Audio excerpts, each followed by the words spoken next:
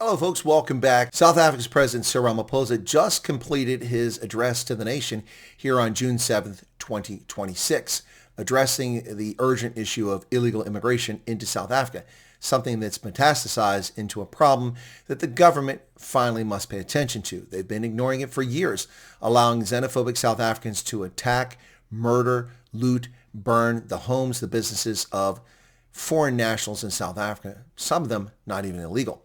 It's long overdue. And Ramaphosa had a few things to say, which I find difficult to disagree with. But let's talk about them and put them in context about what he and his officials say about the United States and about the issue of immigration. The first thing he said is there are some key points, 4 key points, that everyone must enter the country legally, lawful entry. Well, I agree 100%. Everyone must be a legal entrant into any country. Then he said South Africa's immigration laws must be respected. Well, I agree 100% with that. Sadly, it's South African government officials who don't respect the laws and illegal aliens. He said that businesses must be able to compete fairly on a level playing field. I agree.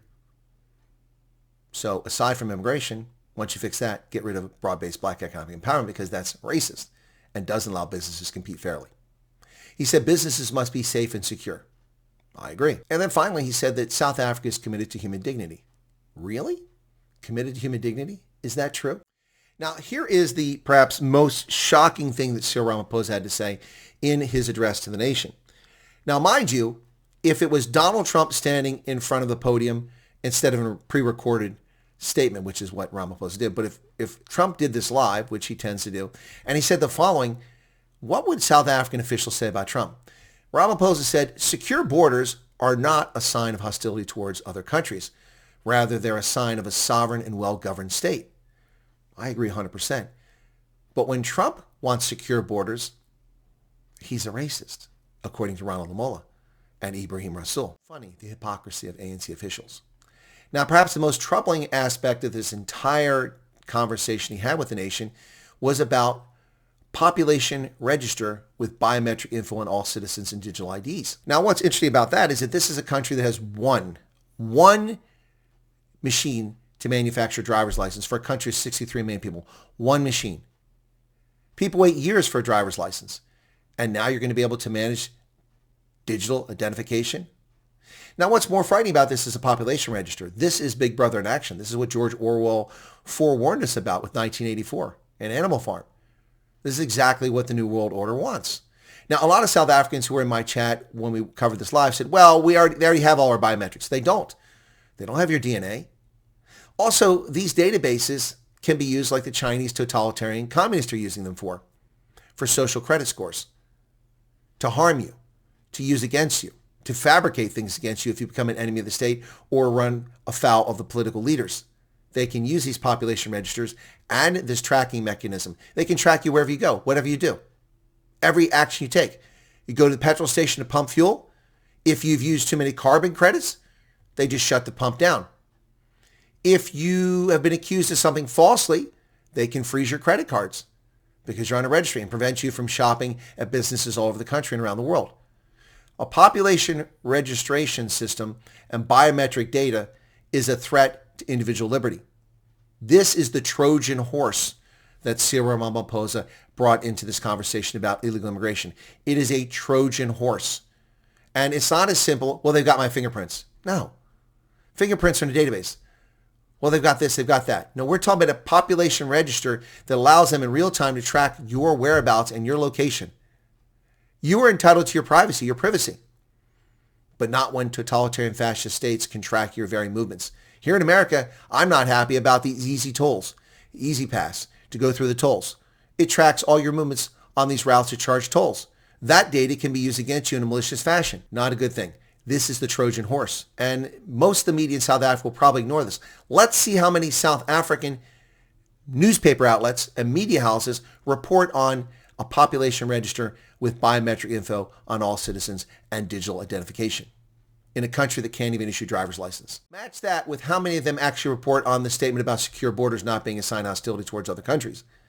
We'll see if that actually comes into play with this in the media in South Africa. Now, finally, one other thing I want to cover about Cyril Ramaphosa's address beyond the Trojan horse of digital IDs and population registration and the secure border story is that he made a direct statement and a threat to March and March and Operation Dudela. These are the two xenophobic, racist, race-hustling organizations that are interfering with, attacking, in many cases, purportedly, foreign nationals. 5 Mozambicans murdered, 2 Ghanaians murdered just recently. Tuck shops, spaza shops, informal settlements burned to the ground. This has been going on for years, and now it's reaching a fever pitch with the threat of a nationwide strike at the end of the month and threats to run foreign nationals out of the country. He said, "We will not allow anyone to exploit this problem to destabilize our country." Yet to date, the government has done nothing to stop the criminal activities of Dudela, who stopped white South Africans from entering public health facilities in KwaZulu-Natal, claiming they were foreign nationals. No action was taken against them, even though it was a criminal act. They've taken no action against March and March, which has increasingly spewed hateful rhetoric and threatened foreign nationals. They're inciting violence and no action has been taken. So you will not allow anyone to exploit this problem? Or are you talking about social media commenters who point out the hypocrisy of what you're doing? Is that the threat to destabilize your country? No, it's not. He also made the most comical statement of all. "We are ready to act to protect public safety and safeguard critical infrastructure." Do you mean like July of 2021? After the June 29th decision that Zuma was guilty of contempt of court and the Crown Court sentenced him to prison at escort, and your cops didn't bother to make him show up on time?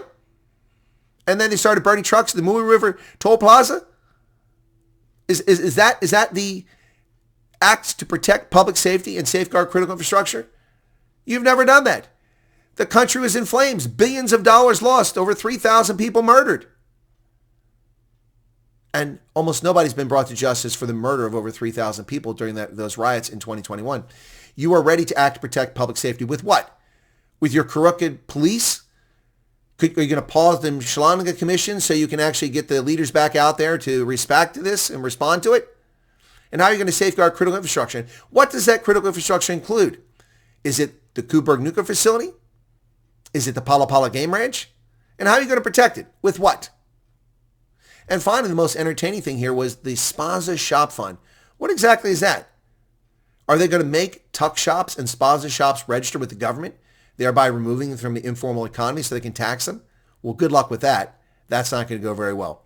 The bottom line here, folks, is Cyril Ramaphosa said some things that make sense. People must obey the law. Illegals shouldn't be in the country. The border should be secure. But again, if Trump said that, he'd be a racist. And the Trojan horse of a population register with biometric data and digital IDs is meant to oppress you, the citizens, not to improve service delivery or public safety. And his threat that they're not going to allow anyone to destabilize the country, too little, too late. It's already happened. It's still happening. Let's see what happens on June 30th. And protecting public infrastructure and public safety, good luck with that.